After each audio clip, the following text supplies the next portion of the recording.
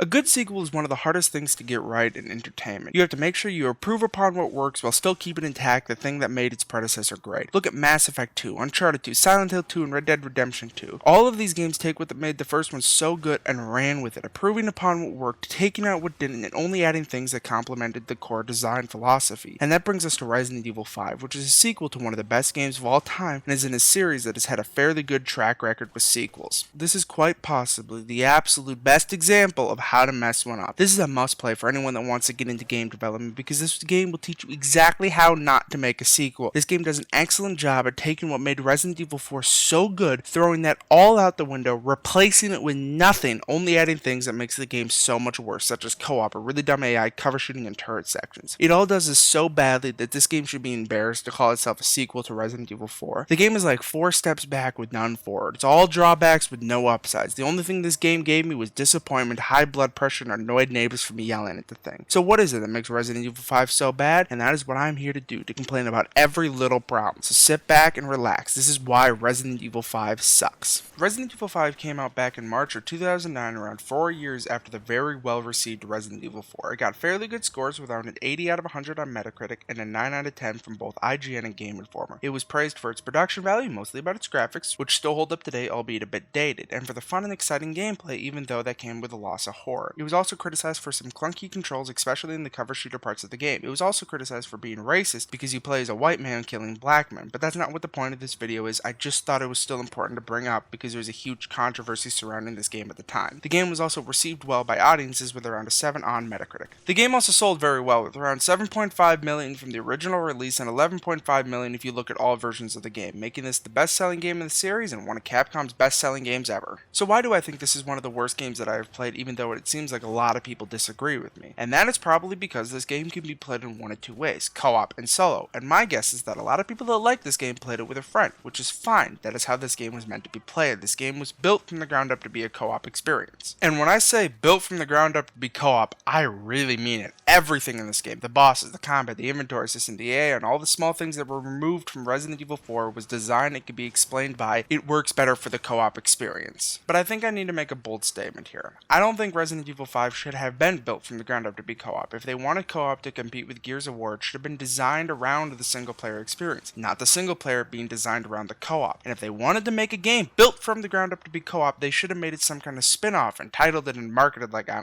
don't know, like Resident Evil, double the evil, double the people.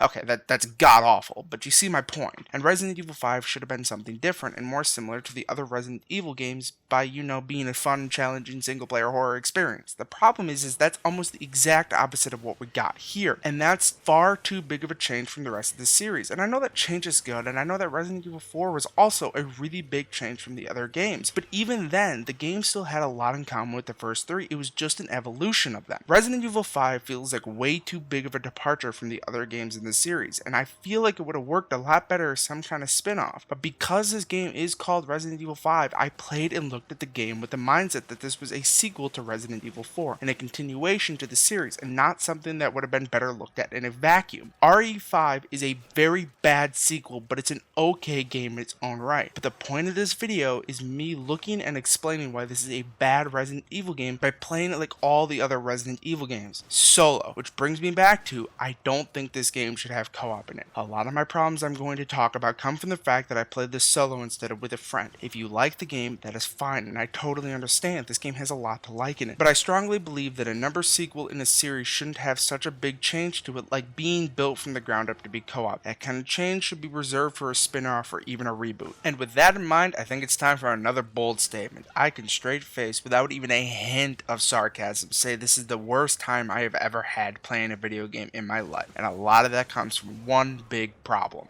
The friendly AI. Yes, there is a friendly AI, and it is horrible. Unfortunately, because they made this game from the ground up to be co-op, she is required for the game to work right. She is one of the biggest reasons this game is no longer scary. Something about somebody always watching your back takes a lot of the tension out of the game. And I don't just hate her because she removes the horror from the game. I hate her because she is the most useless AI that has ever existed. Ashley was better and even more useful, and she couldn't even do anything. Where Ashley at least had neutral utility to her, Shiva somehow has negative. The only thing she is good at is healing, being a backpack, getting in the way, and overall just making my life more difficult and even getting me killed. I hate her. God, I hate her so much. Usually I'm able to separate the character from the AI, such as in Gears of War. I hate Dom's AI, but I still like his character. Not here. I hated this character so much and I wanted her to die. I was actively rooting for Wesker to kill her, but alas, I never did get my wish. The best example I can give for how dumb she is a little over halfway through the game, there is this death laser part, where in order to avoid it, you just have to get into one of these little cubbies and wait for the laser to pass. Okay, so that's fine. She's usually pretty good at avoiding them, and in order to get out of the area, you have to get 3 keys. The first 2 are pretty easy to get, but the last one you have to launch her over onto this platform and cover her while she gets the key. Then a heavy guy spawned, and because I hate fighting them, I decided to just ignore him and just run to the exit. But Shiva had another plan.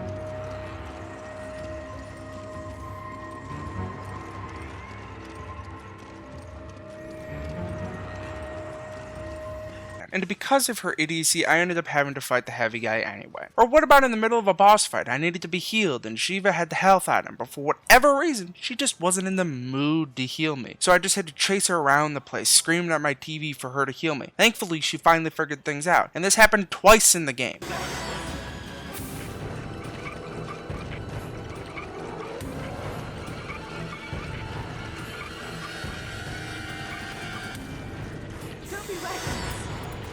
Or in the same boss fight, she decided to just not help me for whatever reason, so that was fun.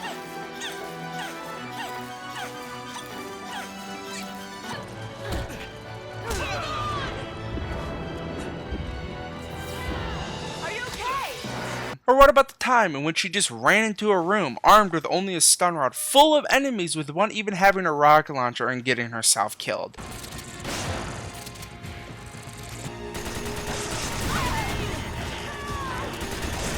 And for my favorite example, towards the end of the game, there is this part where you have to open these 2 blast doors, and right when you do that, 2 bug things came out of the sky and try to kill you. They can one-hit you as well. After the doors finally open, 2 minigun guys show up. You know, the worst enemy from 4, holding 2 key cards that you need to get through the section. Well, I had a lot of trouble with this part for multiple reasons. At this point, I had already been playing the game for 4 hours, and I'd been having a really bad time in the process. The only reason I kept going is because I could see the light at the end of the tunnel. I knew I was near the end, and I just wanted to keep pushing. So already I was super exhausted and annoyed, and I had no idea how to kill the bug things because every time they came up in the game, I would just run right past the things. So I just thought maybe I could do that here, which is a very reasonable assumption. I will explain in a bit. And well, after a few anger-inducing attempts, I finally figured it out. Now, to be fair, it's really not that hard, and if I just went in with a little bit more of a level head, I would have been able to beat it on my first try. Because when I did finally figure it out, I almost beat it on that attempt, except I didn't. For 2 reasons.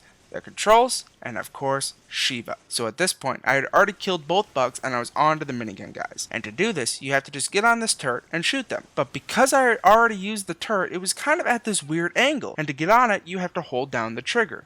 But the game wouldn't give me the prompt. I wasn't able to get back on it, and I just kept trying and trying and trying, and it just wouldn't work. And because it was taking me so long, I ended up getting down. I knew that Shiva had a health item that she could give me, so I thought everything was gonna be fine, and then this happened.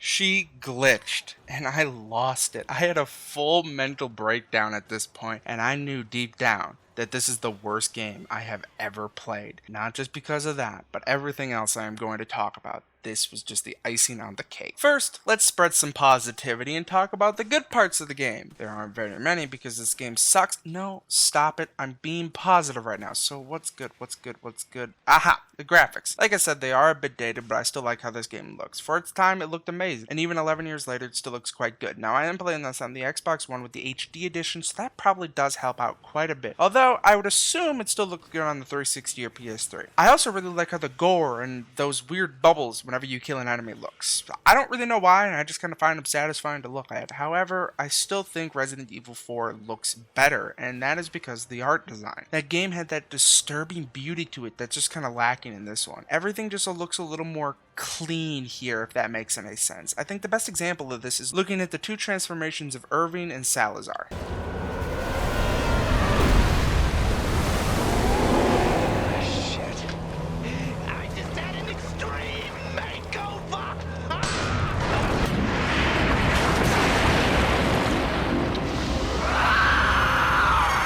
I don't really know how to describe it, but Irving just looks a lot less gross here. There isn't as much of that like weird green and yellow pussy stuff anymore. Also, there isn't as many disturbing things just lying around that you can investigate like there was in 4, and the things that are there just aren't as gross or disturbing as it was in 4, which is kind of a shame because that grossness is a huge part of what made 4 so atmospheric, and is yet another thing that is missing in 5, making the game so much worse. Crap, that wasn't very positive. Okay, what else is good? Okay, I got it. I also like some of the action cutscenes in this game. I think they just look nice and seem to have had a lot of care put in them. They were quite cinematic in a good way. They were just a fun little break in the action.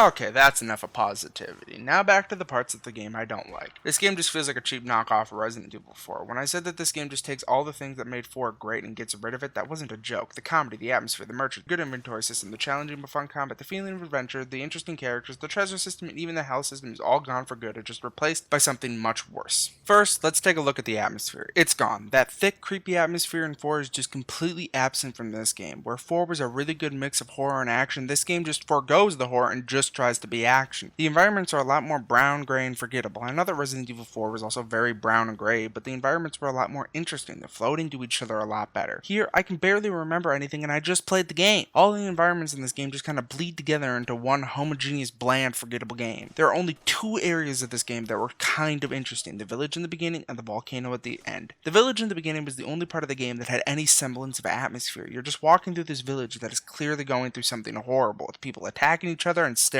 at you in creepy ways.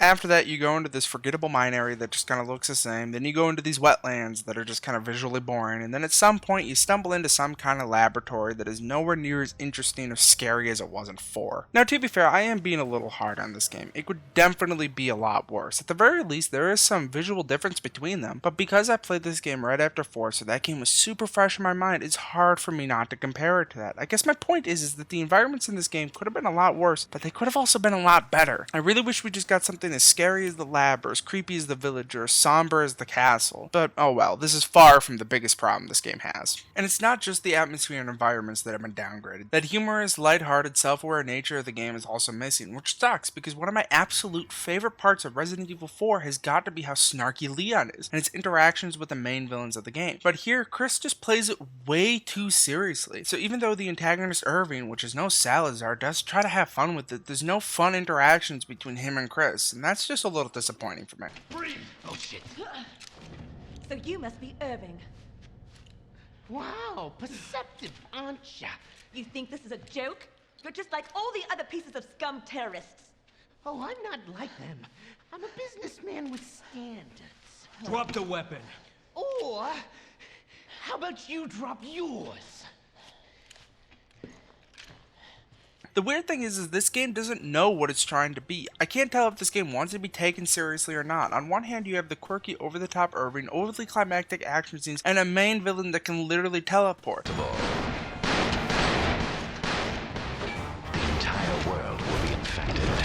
On the other hand, you have super serious dialogue that wants to be treated as such, and main characters that are just super straight-faced throughout the whole game. I can never tell if the game wants to be serious or if it wants to be self-aware like 4. The game needs to pick one tone and stick to it. This tonal hot potato just isn't doing it for me. Next, I want to talk about the gameplay downgrades first, which is the biggest downgrade of all of them, and the thing that brings this game from like a 9 out of 10 to a 0 out of 10, the merchant. The merchant is gone. The best and most iconic part of Resident Evil 4 is completely gone and replaced with nothing. Now the store is just some some boring menu that you see at the start of a chapter and whenever you die, and I can't for the life of me figure out why they changed this. How hard would it have been to add a guy that represents the store? Or would that have clashed with the super serious tone that you're already inconsistent with? The strange thing is that it seems like they were going to add one. In one of the first cutscenes in the game, you meet up with this guy that gives you your equipment. He could have easily been the merchant, and I think he was supposed to be, because there did seem to be talk of a merchant being in this game, but they decided to scrap him for whatever reason, probably for the sake of time. Another big gameplay downgrade is the inventory system. Instead of the clever and fun Tetris system from 4, it is replaced with 2 9-space inventories with everything taking up 1 space. But the most notable part of the new system is that now opening the inventory no longer pauses the game, and to be completely honest,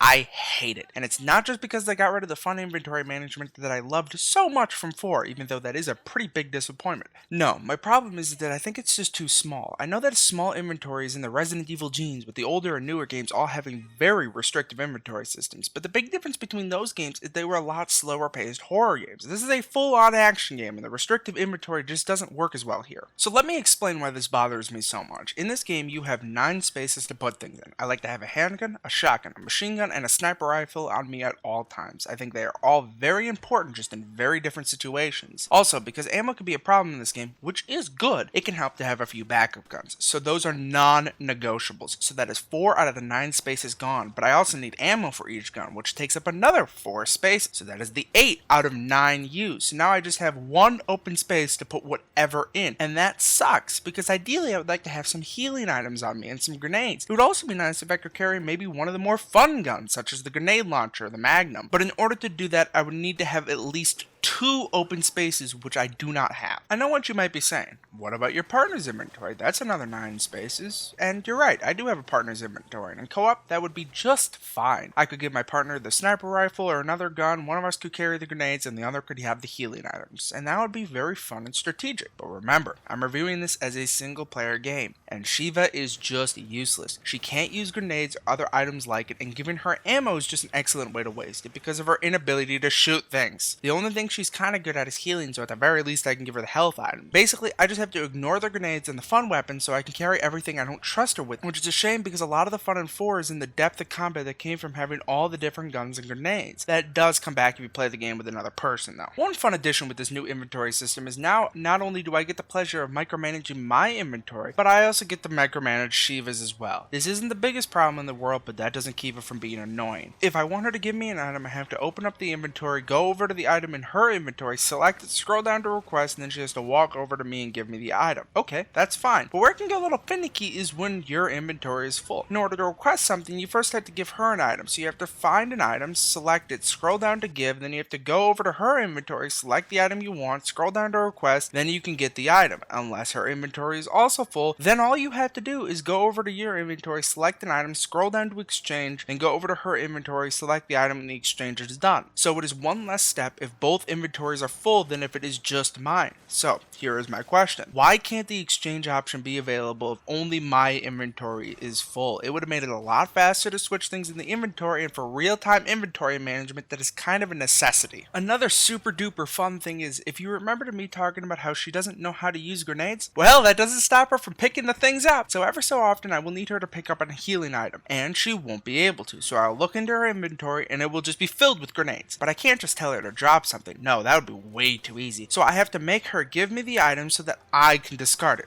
However, my inventory is almost always full, so I bet you're starting to see the problem with this one. Outside of combat, this is just a mild annoyance, but in combat, it is impossible. So at that point, I just have to say screw it and live without the healing item. Like always, that wouldn't be that big of a problem in co-op, but in single player, this sucks and should have been thought out for longer. The next big gameplay downgrade was the exclusion of the treasure system from 4, such as with the beer stein that fits 3 gems that you have to find, which requires you to make a decision. Do I just sell it now and get whatever it's worth, or do I wait until I find the 3 other pieces and sell it for a whole lot more? It was also a good incentivizer to explore and leave no corner untouched. One of these pieces would always be in the back of your mind throughout the game, and you would always want to find it, with it being super satisfying when you finally do. It was a small thing, but that's what made that game so good. All of those small things. And that's why I find 5 such a big disappointment, because now all those small things are gone, and that's just kind of a shame. Another small thing that is missing is the lack of yellow herbs. In 4, the yellow herbs are how you upgrade your maximum health health. You just combine it with a green one, use it, and your health goes up a little. Well, unfortunately that is now gone, and as always, it is replaced with nothing. So now you just start the game with max HP, and all things considered, this is another very small thing, but that's kind of my point. It's yet another small thing that has been removed, making this game a little more shallow and less interesting to play. The reason I think it was removed is probably just to help keep things balanced for the drop-in and drop-out co-op, so you don't have to worry about your partner having very little health and being more of a hindrance than a help. And that mixed with the non-upgradable inventory, the character progression from 4 is all but completely gone. Again, it is probably to help with the balance to make co-op more fun, but that still doesn't keep me from being disappointed that it's gone. Something else that it's missing that I'm a little confused about is the lack of puzzles. I get why some of the smaller puzzles from 4 are gone, it works better for a co-op, but instead of just evolving the puzzles to work with co-op, they just removed them entirely, with the exception of one that just so happens to be one of my least favorite parts of the entire game. About halfway through the game, you walk into this room that has a beam of light and a bunch of mirrors in it, and if you've ever played a video game that has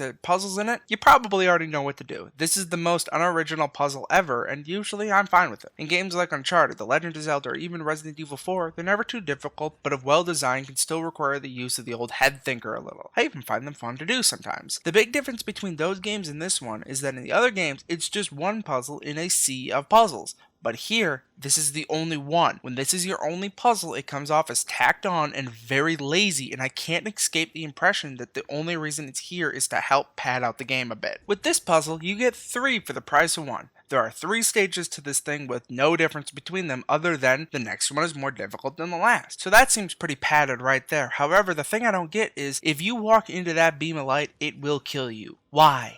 Just why? I can understand if maybe they did this to make the puzzle more difficult because now you have to think about how you're going to exit the room as well as how to open it. Well, the game doesn't do that, with the exception of the third one where you have to think ahead for one mirror and one mirror only. At no time did I feel like I had to think about how I was going to get to the exit. So if the light doesn't kill you for puzzle reasons, why is it here? And the only reason I can think of is to make the puzzle longer. At multiple points you have to walk around the light just to get to the exit. That's not fun or challenging, it just kind of wastes time. On top of that, there is no reason why the light needs to kill you if you walk into it. If you want to make it an object to make the puzzle more interesting, or in the case of this game, pad it out, that's fine. But what they should have done is to make it to where you can't even walk in it. Kinda like having an invisible wall right before a cliff. Making the thing kill me is just annoying and unnecessary. It also just feels like it's here just to waste my time. Also, it's just kind of a bad co-op puzzle as well. It can be easily solved with just one person. In fact, it's probably even easier to. So I really just don't know why it's in this game. It's just bad in every way possible, and I bet it was included as an afterthought just to pad out the game. But now I think it's time to talk about the combat. First, there are some good changes, such as how the game controls. It's a little more loose than it was in 4, making the game a little easier to pick up even if you don't like tank controls. I feel like I just have a little more control over the camera and the character. 4 has perfect controls, and I don't ever want that changed, but that works great for a slower paced action horror game. But with this game being a lot faster paced, it's good that they loosened them up a bit. Next, I really like what they did with the hand-to-hand combat. So back in 4, the best way to kill an enemy is to shoot them in the leg, kick them, then knife them to death. And here they took that and made it into a full mechanic. So now, when you shoot an enemy, depending on where you shoot them, you can do a melee attack that will do a lot of damage. You can then follow that up with a kick, which will knock him over, allowing you to finish him off with a stomp. Your partner can also do an attack after you as well, so you can kind of bounce them back and forth like a game of zombie ping pong. Even though the AI never wanted to play with me, she was always too busy being useless somewhere else. But the hand-to-hand combat just looks a lot cleaner, more elegant, and more satisfying to do than just knifing them to death. I give that change 2 thumbs up. The only problem I ran into is that some of the enemies just recovered a little too quickly, so there'd be a time where I was running up to an enemy for a stomp after I just kicked them, only to find them already recovered and getting up to attack me. Because of that, and how many enemies there are in this game, I just kind of stopped using that, even though I still think the hand-to-hand combat is a very good addition. The game also kept the ammo scarcity from 4. Now there is a lot more just lying around the place, but there's also a lot more enemies as well, so it just kind of balances each other out. But the ammo balance is a lot of what made 4 so good and intense, and I'm happy to see it remain here. Unfortunately, it's not all good though. In fact, it's mostly bad. I don't like how the enemies work in this game. With the game being built to be co-op, the enemies had to adapt to that, so there's a lot more of them, they are a lot stronger, they have a lot more health, and sometimes they just kind gonna keep respawning. I get that this game had to be harder because it intends for you to play it with 2 people, and if you don't do that, the game would have been way too easy. But one really important part of making a game that has co-op in it is in the single player mode, you need to decrease the level of enemies and the health that they have. Shiva is not a worthy substitute to another person, so you can't just keep the same game balance and expect that to not be the most annoying thing ever.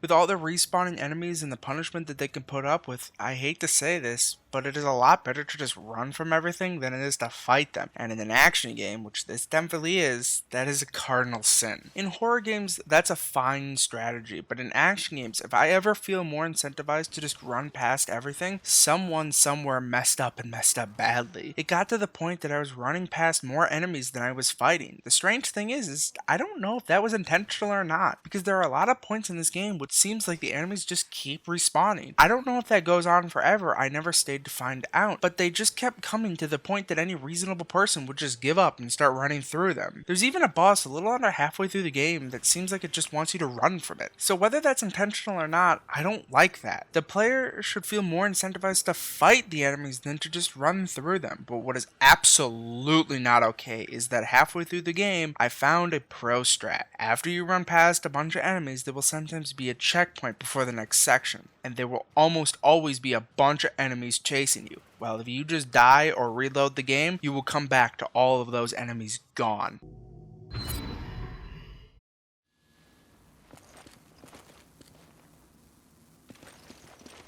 This is not okay. I don't know if this was a thing in Resident Evil 4, but I think that's kind of my point. Not once in that game did I feel like I had to just run through everything. But here I did, and that's sad. This game is so poorly balanced in single player that I felt it was easier and even more fun to just run past everything and reload once I hit a checkpoint. Thankfully, the whole game is not like this. There are times where you have to kill everything in order to progress, whether it's to get a keycard or to raise a bridge, but at least you can't just run through literally the whole game. Even then, I still really dislike the combat in this game. I don't find it as fun or as satisfying as it was in 4. I don't like how many enemies this game throws at you. I don't like how much health they have. I don't like that they just keep spawning. In 4, yes, the enemies had a lot of health, but they never felt like bullet sponges. Here, some of the enemies could really take a beating, especially the heavy guys. In 4, the Wolverine and Chainsaw guys had a lot of health, but it's nothing compared to this game. These heavy guys can take all of your ammo and still barely have a scratch on them. Early on this game, you have to fight a chainsaw guy, and it took me like 5 minutes of running back and forth, putting everything I have into this guy, and he still wouldn't go down. I don't know if I was supposed to use all the melee attacks, but this is before the game tells me about them, so I didn't really know about them yet. And on top of that, am I just supposed to assume that a punch from Chris is more powerful than a bullet? Anyway, I still feel like this guy just has way too much health. But the chainsaw dude has nothing, and the Langoliers with legs guy. Honestly, I have no idea what this thing is. All I know is I hate it. What do you think its weak point is? Because I thought it was the obvious thing hanging off of him, and so that is what I shot. I used all of my ammo, and he just wouldn't go down. I tried doing this 3 times, and he just wouldn't die.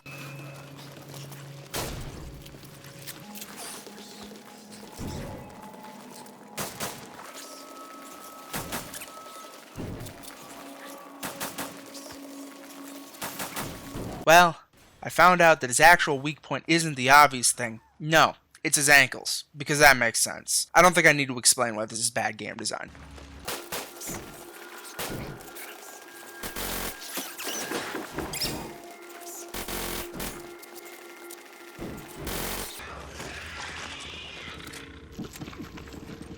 Even the normal enemies take way more to put down than they probably should, and with so many more this time around, and with them respawning like they do, I hope it makes sense why I don't find this very fun, and I just decided to run past all of them. So for most of the game, I wasn't having fun, but I didn't hate myself either. Until the last third, when the enemies decided to start carrying guns. I have been comparing this game to Gears throughout this video, and this is why. There is no way to not think this game was heavily influenced by Gears of War. From the big serious muscular boy that is Chris, to the brown and gray environments, the co-op and not a cover shooting, this game is definitely trying to capture that game's audience. Where Gears was inspired by Resident Evil 4 and made something great with it that resonated with a lot of people, we now have Resident Evil 5, which is clearly inspired by Gears and made something something horrible with it that doesn't understand what made Gears so much fun in the first place. You can't just make this game a cover shooter out of nowhere while still keeping the same engine and call it a day. I'm sorry, it just doesn't work like that. If you wanted to make this game a cover shooter, I would have been much happier if you just got rid of this game's tight and restrictive controls and made it feel a lot more like a Gears game. I still wouldn't have liked it very much, but maybe, just maybe, I would have been able to derive some joy out of this game. Or at least I feel like the game's being honest with me. I feel like this game is trying to pretend it's something that it's not. It does have some things in common with Resident Evil, mostly with 4, but it's also trying really hard to be a full-on action game like Gears. But trying to appeal to both kind of games, you get something that is very mediocre. But at times, it's even worse than mediocre. Whenever this game tries to be a cover shooter, it's dipping its toes in the bad pool. There aren't words to describe how bad this cover shooting is. It just feels so clunky. Let's look at Gears. In Gears, you have a very loose control system, giving you a lot of control over the playable character. You have a cover system that's easy to get into and out of, making the game feel very fluid and fun to play. You have a lot of ammo and a lot of ammo drops just lying around, making sure you have more than enough to kill off the things you need to, and regenerating health, because you are going to get shot a lot and the enemies do a lot of damage to you. Where the fun and challenge comes from is the amount of enemies in the game and them always trying to flank you. The game was designed around that idea, and all the things that I just mentioned keep it fun and from ever feeling frustrating.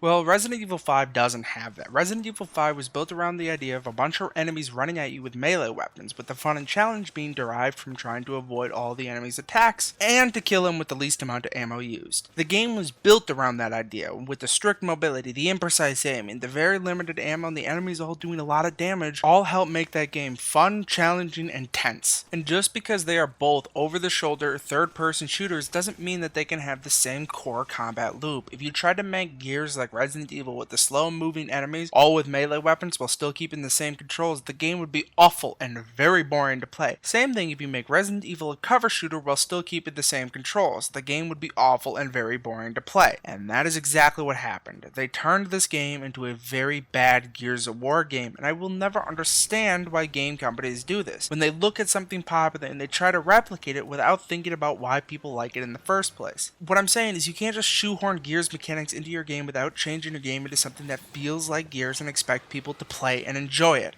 Oh yeah, I forgot about that. Okay, maybe it does work like that. Finally, the bosses. I really hate them in this game. Like, I almost hate them as much as I hate the cover shooting. They are all very co-op based and very long for no reason, and trying to do a co-op based fight with this brain dead excuse for a friendly AI is just the worst. For example, my least favorite boss in this game is the Ouroboros. This thing took me way too many attempts to kill, and strangely it's actually not Shiva's fault. She does a decent job in this fight for the most part. The way to kill this thing is to get the flamethrower and burn it until it shows its weak point. I always give her the flamethrower because I don't trust her to shoot the weak point. She would probably just shoot the floor or something like that. And she's alright on the flamethrower. Sometimes she does something stupid and gives herself hurt, but a lot of the time she's just fine. My problem is it only shows its weak point for like a second. Also, there isn't as much feedback for hitting it as I would like, so I don't even know if I'm doing this fight right. On top of that, it just takes way too much to go down. It's basically just one big war of attrition. You just have to keep attacking it, whittling down its health until it finally dies, which takes way longer than it should. The worst example of this is the crab fight in the lab. As far as I know, there's no special gimmick to this guy. Basically, you just run around in circles, attacking him whenever you get the chance for way too long until he dies. It's not fun, exciting, or challenging. It just sucks and is very boring. Or even my favorite boss in this game, which isn't saying very much, Excella. Basically, you have to grab this missile launcher, lock onto her tentacle things, shoot, wait for the thing to recharge, and then repeat. But as the fight goes on, the floor gets filled with these tentacle things that can hurt you, or even worse, break your lock on. One person should have the missile launcher,